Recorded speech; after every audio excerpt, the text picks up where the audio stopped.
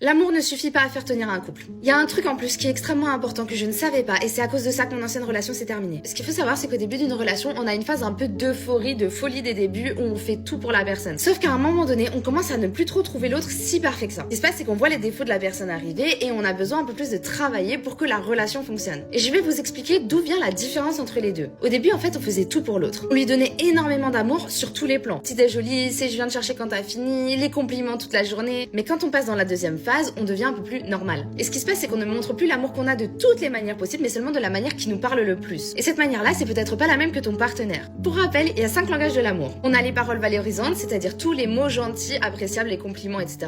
On a le temps passé ensemble de qualité, c'est toutes les activités, les choses que vous pouvez faire ensemble. Ensuite, on a le toucher, donc ça, c'est toutes les marques d'affection physique. Ensuite, on a les petites attentions, donc ça, c'est les petits mots sur la table le matin, aller chercher un croissant, des trucs comme ça. Et après, on a les cadeaux. La grosse erreur qu'on fait tous, c'est de croire que l'autre en face de nous a besoin de la même chose que nous pour se sentir aimé. Par exemple, moi, je suis très parole valorisante, et lui, il était plus moment de qualité passé ensemble. Donc sa tendance, c'était de vouloir qu'on fasse plein d'activités ensemble, et moi, je comprenais pas que c'était comme ça qu'il me montrait son amour. Donc moi, je lui donnais énormément de paroles valorisantes, des compliments, des phrases d'encouragement, et j'en recevais pas du tout, et je me sentais mal aimée. Donc le plus important, c'est de savoir comment l'autre se sent aimé, et surtout de lui parler sa langue. Je vous jure que quand on a compris ça, ça apaise énormément les tensions.